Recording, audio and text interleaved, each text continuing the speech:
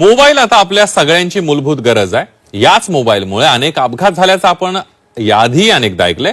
पण नांदेडच्या माहूरमध्ये मोबाईलच्या अल्ट्रावेव्हमुळे अंगावर वीज पडून एकाचा मृत्यू झाल्याची चर्चा आहे आणि त्यामुळे पावसाळ्यात मोबाईल वापरताना काळजी घेणं महत्त्वाचं आहे। पावसात मोबाईल वापरताना सावधान। मोबाईलच्या अल्ट्रावेव्हमुळे अपघाताची शक्यता। विजेच्या कडकडाटात मोबाईलवर बोलणं टाळा। नांदेड जिल्ह्यातल्या माहूर इथले शिक्षक संजय पांडे यांचा अंगावर वीज पडून दुर्दैवी मृत्यू झाला। दुचाकीवरून जात असताना मालवाडा घाटात त्यांच्यावर वीज कोसळली। विशेष म्हणजे या त्यांच्या खिशातला मोबाईल पूर्णपणे जळालाय। मोबाईलच्या अल्ट्रावेव्हमुळे धावत्या दुचाकीवर वीज कोसळली का याची चर्चा यामुळे सुरू झाली, तर गावात सुद्धा भीतीचं वातावरण पसरलंय। वीज कोसळण्याच्या वेळी वातावरणातल्या वायूंचं आयनायझेशन होऊन विद्युत प्रवाह निर्माण होतो।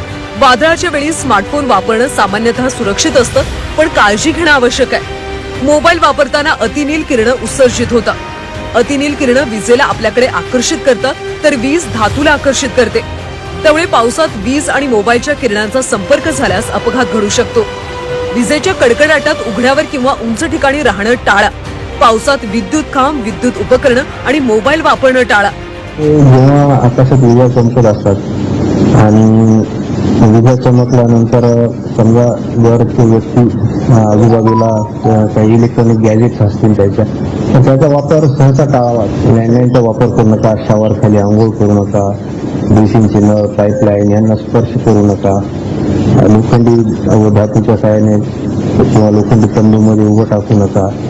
मराठवाड्यात गेल्या वर्षी वीज पडून 38 जणांचा मृत्यू झाला होता। प्रामुख्याने वादळ आणि पावसापूर्वी तसंच पावसादरम्यान विजा कोसळतात। विजेमध्ये प्रचंड उष्णता असते, त्यामुळे वीज पडल्यास काही क्षणात जागीच मृत्यू होतो।